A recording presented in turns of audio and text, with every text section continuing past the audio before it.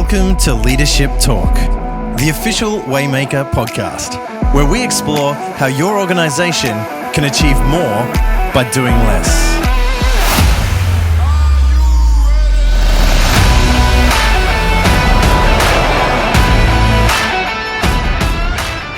Welcome to the Leadership Talk podcast by Waymaker. I'm your host, Craig Heineman, and with me on the sunny Gold Coast is Stuart Leo. How are you, Stu? Hello, I'm fantastic. How are you, Craig? That's excellent. I'm really, really well. What do you think of that intro? The car driving off that's pretty dynamic, wasn't it? It was, yeah, sensational. With the electric guitar? You know what I'm talking about? Actually, I have no idea. You haven't heard it, have you? About. No, I haven't heard it. What do I need to watch? The intro to the podcast. All right, okay. See, this is the kind of leadership I trust I have in people on my team. You just do a great job and it's done. All right, let's get on with it. Sounds amazing. Sounds good. Yeah. Hey, Stu, do you want me to start again, or are we just happy to keep rolling? Let's keep rolling. Keep rolling. Yeah. All right. Well, Stu, last week. This is how we roll. This is it. Last episode that we recorded, we kind of gave a bit of an introduction to Waymaker and what is it. And you told a little bit of your journey over the last decade or so. Yep. And we talked about 8 observations of wildly successful teams. And if you want to know if you want to know what they are, go back and listen to that first episode. Great, groundbreaking observations. But you said something in that podcast where you said that Waymaker was both a management framework and a software platform. So for those of us that didn't kind of pick that up or understand exactly what you meant by that, can you explain again what is Waymaker? Yeah, this is what is Waymaker part 2. So Waymaker is, it's 2 things. It's a leadership and management framework that you can adopt and use in your own organisation that will help you achieve remarkable results over time. To steal a phrase from Jim Collins, strategic compounding growth. But it's also a technology platform that helps you do that and do it easily and really well. Because actually implementing the framework and achieving remarkable results, it's not easy. You got to coordinate a number of things, and so the technology actually makes it super easy to do that. So it's 2 things. It's a framework, which we'll jump into in a minute, and it's a technology platform. And so if you want to achieve growth and align your team and build focus and get clarity and do all those things that we talked about last week, which were the ingredients that helped organisations do remarkable things, then the framework helps you make sense of how, and the software puts it into action. Super easy. So we should probably pull those apart a little bit, shouldn't we? Yep, go for it. Well, let's talk about the framework. What is it? And if you jump onto the website, and we'll put links in the show notes to bring up the framework, but the framework that sits behind Waymaker is a framework called the experience curve, and it's a sense-making framework. So what is a sense-making framework? It's just a framework that helps you make sense of the world around you. So we're talking to business leaders that want to find breakthrough and achieve growth. And to be honest, with the world moving so fast around us, we need to make sense of the world around us and the world within us, and we need to do that quickly. And sometimes that's really hard. Sometimes we feel like we've got deer in headlights. What's going on? I thought I told my team to do this. I thought we were going in this direction, but how do we end up over here? I thought the priorities were this, but hang on a minute, why are they doing that? All these issues that you face that, if let go out of control, create dysfunction. This is a framework that helps you make sense of your organisation, what's going within it, what's going around it. And so this idea of sense making, it's I love the science and the theory. You can jump into work by people like Carl Weick, an American theorist and organizational scientist who probably introduced the idea of sense making. We've talked in podcasts in another life, in our old series Some of the work by Prof. Dave Snowden, who developed the Cynefin or Cynefin framework, which is a problem-solving, sense-making framework and used widely throughout the world. And the experience curve is a sense-making framework to help leaders make sense of their organisation, where they are in their growth cycle, what they need to act on in the short to mid-term, and what they need to do to align, build clarity and achieve that breakthrough. And so that's called the experience curve. And you'll see so that. It's a visual representation of the strategic health of your organization? Yeah, it's a good way of putting it. Yeah, it's a framework that you can look through. I like the idea of a window. A framework's like a window. You put yourself through it, and suddenly it's a way of organising all the data around you. And so that's effectively what we do for clients on Waymaker, for customers on Waymaker. When you take a diagnostic, which are roughly 25, 30 minutes of time to take a diagnostic, and when your team members around you take that diagnostic, we're crunching all that data, running some cool smart algorithms, and we're organising literally hundreds, if not thousands, of data points back around 6 key areas that you've got to get right in order to grow up a maturity cycle. And so in our research, we found that there was 6 primary functions of an organisation that you had to have awareness in and around, you had to have clarity, you had to have focus, etc. All those things that we talked about last week. And those 6 functions are vision, market. So clarity of vision, where are we going? Clarity of market, who do we serve? Clarity of strategy, how do we differentiate? Clarity of business model, how do we generate value? Clarity of customer experience, how do we acquire, retain and grow customers? And clarity of employee experience, how do we acquire, retain and grow our talent, our teams?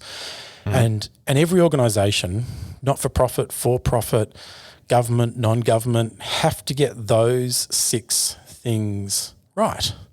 And I shouldn't say right, they have to get them clear, they have to get them aligned in order to focus, in order to move forward in maturity. And so those 6 key areas are all unpacked through the diagnostic. And when you unpack them, and I guess this is the power of the software, we suddenly start to reveal not just where you are on this thing we call the experience curve. So you'll see, I'll draw it with my finger, a little curve. You'll see that in the software and on this framework, in the software we talk about it as an X curve, and it's a maturity curve. And you want to grow up that.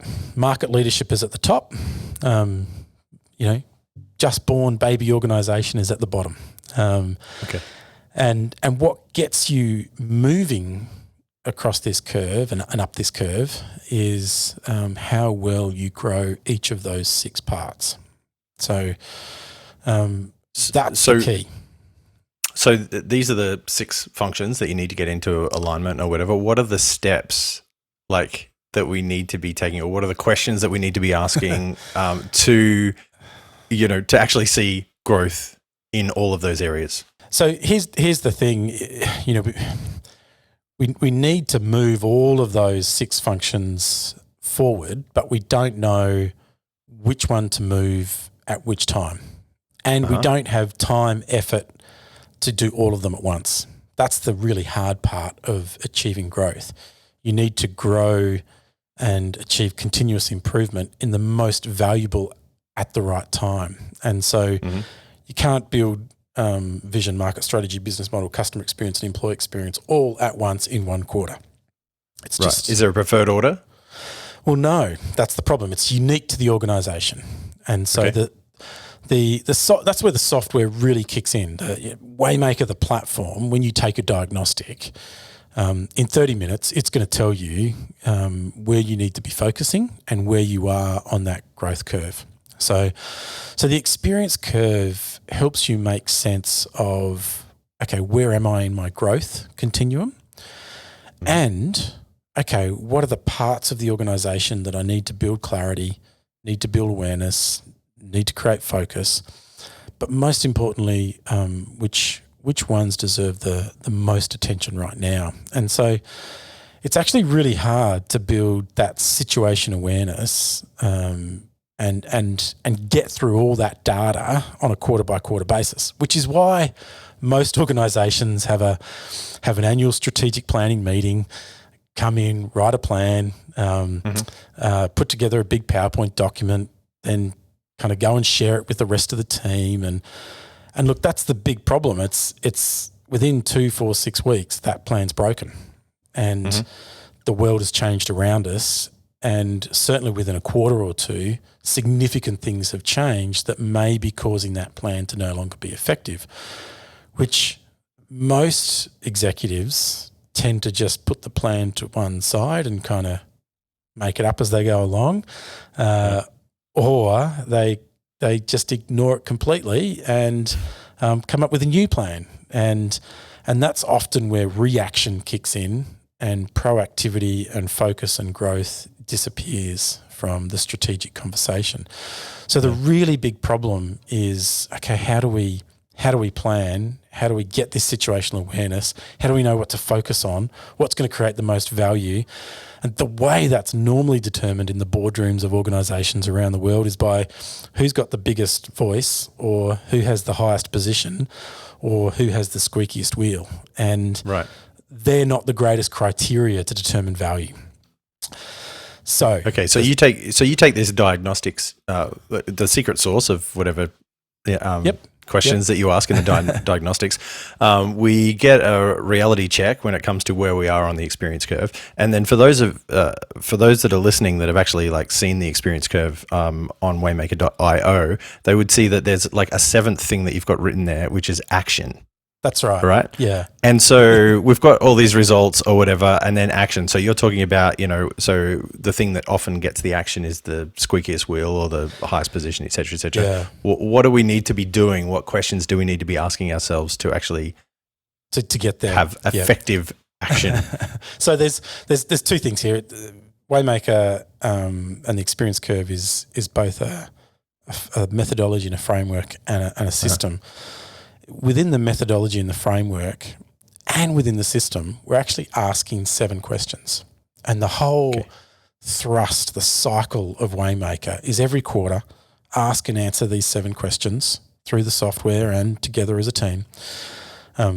When you ask and answer those 7 questions, you're going to create your balanced priority plan.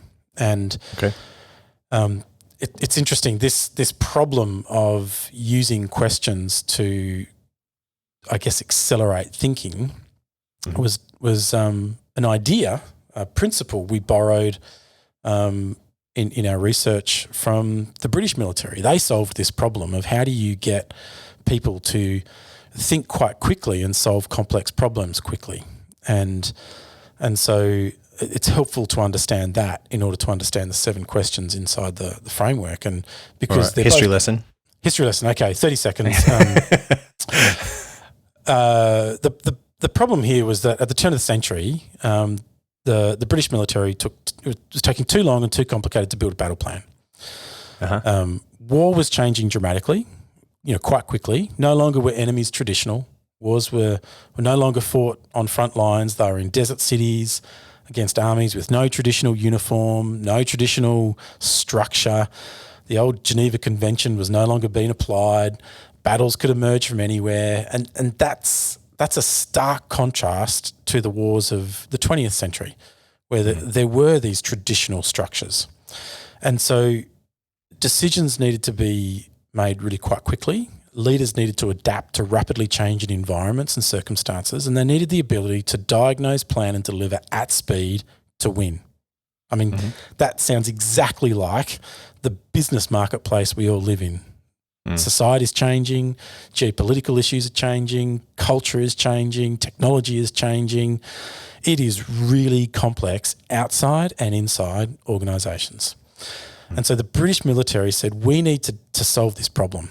We need to take battle planning, what they call a combat estimate, and we need to do this in minutes and hours, not weeks and months. and to write an effective plan was taking weeks and way too long. And when a bomb goes off in a market square or down a road and you're attacked, you don't have that time. You have to have a common language.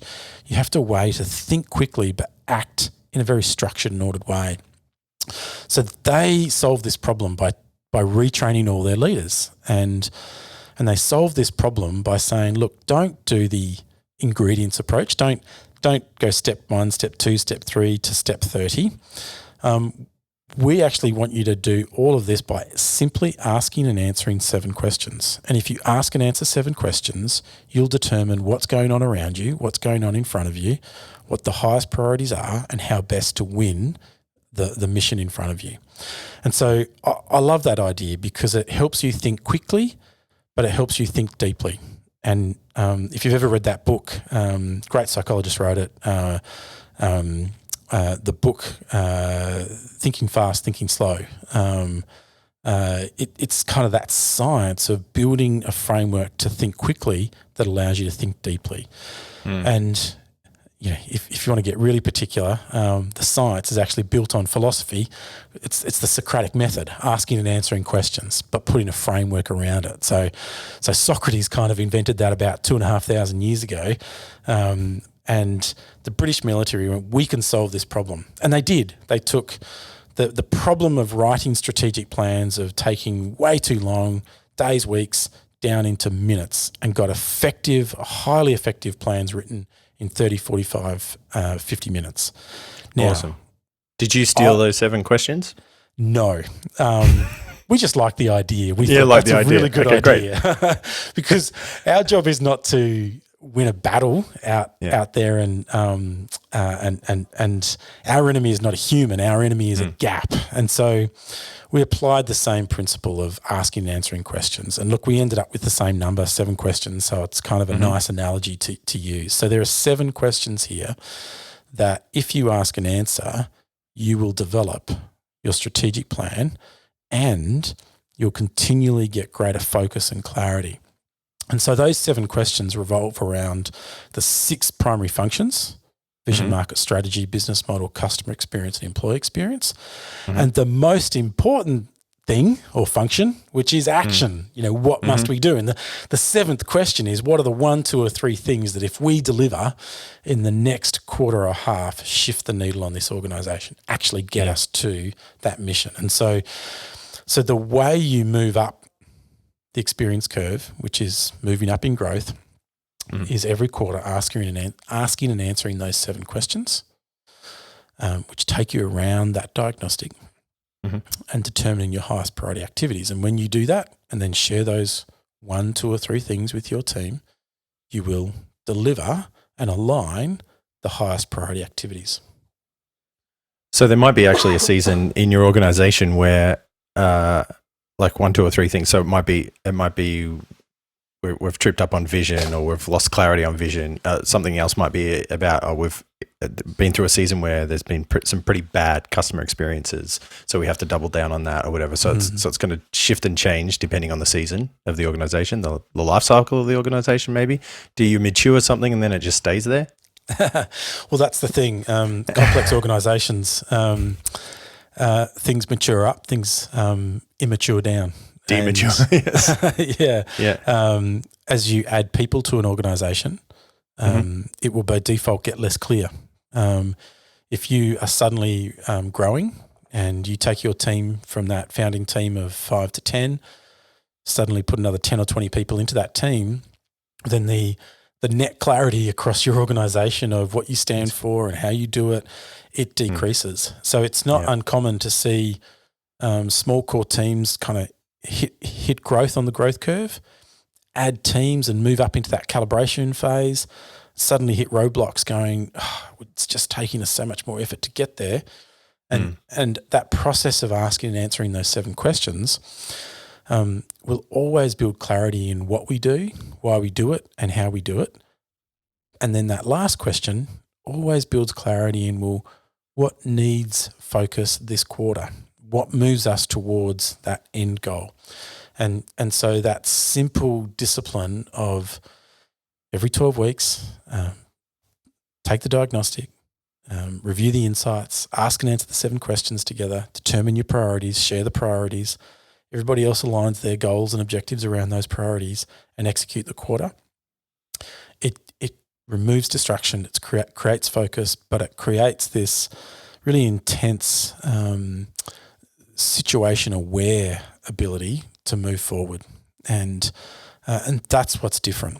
And that's what creates those remarkable results. Do we need to articulate the 7 questions, or are we sending people somewhere? I think we should talk about what the 7 questions are. Okay, let's hit up the 7 questions, Stu. For our listeners. Yeah. So what are these 7 questions? That's a good question. The first question is around vision, and so the diagnostic actually asks and answers these when it takes data from people on your team and organises all your data around these areas. And when you come together to look at that data on platform, you're practically doing this. You're saying, right, what is our vision? Is it driven by our purpose? What's holding us back from reaching it?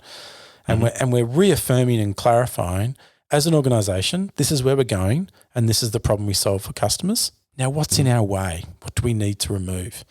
The second question, and so you'll ask that, you'll answer that, you'll have goals and objectives that drop out of that. Yep. You'll go to the second function, which is market, and you'll ask that second question, what is our market? Who is our ideal customer? What do they value and what perceptions do we need to build? Okay, we're going after this market. This is our ideal customer. Yeah, they value this, and oh gosh, yep, our data and our research and our insights are showing we've got to focus on A, B, and C. Great. Yep. Objective 1, objective 2, objective 3. Question 3, what is our strategy? Where is our growth focused? How do we improve our position? Okay, what is our strategy? Well, it's to be this and deliver these competitive advantages, and actually we need to improve on A, B, C. Okay, another objective, boom, boom, boom. And as you move through that process, you'll actually end up with, and I won't go through all the other questions, you can jump online, take a free trial, see all of these on waymaker.io. But as you go through those 7 questions, you'll probably end up with 15, 25 things that you could do. Okay. What you'll notice, though, is that they probably all revolve around a small number of themes. Mm-hmm. And one of the cool things that the Waymaker platform does is as people in your team are asking and answering and moving through the diagnostic and raising new goals, everybody else can see a new goal raised. So if the sales team look at the marketing curve and go, actually, yeah, we need to improve on greater awareness. We think we should run a brand campaign. Well, they'll raise that as a goal and it'll drop into the backlog on the roadmap, on your strategic roadmap, and everybody can see that. And the cool thing is, just like in social media, you can like or push something up with a vote. You can like that. Your team can like it, and it gets pushed up in priority. And so, as a leadership team comes together, they can actually see all the good ideas and objectives surfaced from across your team in one place. They can see the value and the popularity of each of those, and as a leadership team, you can look at that list, you can go through the process yourself, and you can organise, merge, update, and develop your 1, 2, or 3 things as an organisation to commit to for that next quarter. And then when you answer that 7th question, what are those 1, 2, or 3 things, and you share those out, then the goals app or the objective app, which we love OKRs, which we'll save for another podcast, then you can share those out across your team, and your teams can self-organise around delivering those. And so as you kick into the quarter, people are delivering against their own goals, and you can see at any time in the quarter, you can see where you're at towards hitting that quarter and the goals on your strategic plan. And so the framework is helping you make sense of what's going on around you, what's going on within you, helping you prioritise the short-term goals, and then helping you see with brutal clarity where you are and what's in your way. And so that's the methodology and the system working together. Does that make sense? It certainly does. And I think that even just like getting your hands on it and kind of actually seeing how it functions is probably a really good next step for people that are trying to sort of conceptualize this in their head, to actually kind of see how easy it is to follow the curve and do the process. It's why we call it an intelligent strategy platform. Most people develop strategy and planning by booking a 1 or 2 day retreat with a team and getting a whiteboard and a great facilitator. And there's nothing wrong with that. It's just sometimes slow, lacking data, and not as effective as it could be. And which is why Waymaker exists, because it puts in the hands of everybody real data with real insights across the depth and breadth of the organisation, and it gives everybody in that organisation a voice to say, actually, this is what moves us forward. Mm-hmm. And openness and transparency are the key values there that actually let those good ideas surface and those good ideas take root and grow to move that organisation forward. So it's really hard to do that manually. In fact, it's impossible to do it manually. So that's why we use technology to do it, and why Waymaker acts as a platform, because it's way smarter than we can ever be to communicate with everybody and process all that data. Yeah, that's awesome. Hey, Stu, we need to wrap it up. I think that there'll be a few interested listeners that might want to jump on waymaker.io and just sign up for a free trial. You can have a look at the demo. You can punch in data yourself, all that sort of stuff. Yep, go. Yeah, well, we challenge you. Yeah, do it. On one hand, you could go and hire a management consultant and say, hey, what's wrong with my business? How do I grow? And they can charge you $20,000 and take 6 weeks. Or jump on and in 20, 30 minutes, you'll be able to look at that data. And if you like what you see, watch the videos, get an understanding, get the rest of your team on board, and you'll see how the data might change. In fact, let me talk to that. One of the things I love seeing, because I've seen it in myself, is CEOs and leaders. They have a view of their business, and they jump on. They take the data, the diagnostics, see the data. Their team starts to jump on, and as more people jump on and input in through the diagnostic, you're getting a real picture of where the organisation is really at and what really needs to happen versus what you think. And more often than not, we're biased to the positive or the negative. And when we can get rid of those bias and focus on the data, then it's a great awareness that comes from that as a leader, because then you're actually in a position to take real action. You're saying CEOs have blind spots, Stu. That's hard to hear. Yeah, we do. We all do. Yes. And it's not just CEOs, managers and team members and department heads. We all have blind spots. And what this does is it takes away our blind spots and gives us this lightning clarity to actually see, I actually thought we were doing a good job here, but clearly my team's telling me we're not. Therefore, let's do it. Let's fix it. And so that's invaluable. And as leaders, we don't want to do what we think. We want to do what we know. And that data is precious. It gives us real insight. If our frontline sales teams are telling us that a marketing system or a service system or a sales system is broken and we've got to improve here and here, well, that's probably the barrier between average and amazing results. And it's so much better to fix that than to spend time and effort doing ineffective things. And so this is why the platform just has phenomenal ROI with clients, because it cuts the crap and focuses on what needs to be done, and you get results. Awesome. Well, we think we can help you remove your roadblocks. So jump on waymaker.io. If you're listening to this, make sure that you've hit subscribe, tell your friends, because this is the podcast where we talk about how to achieve more by doing less.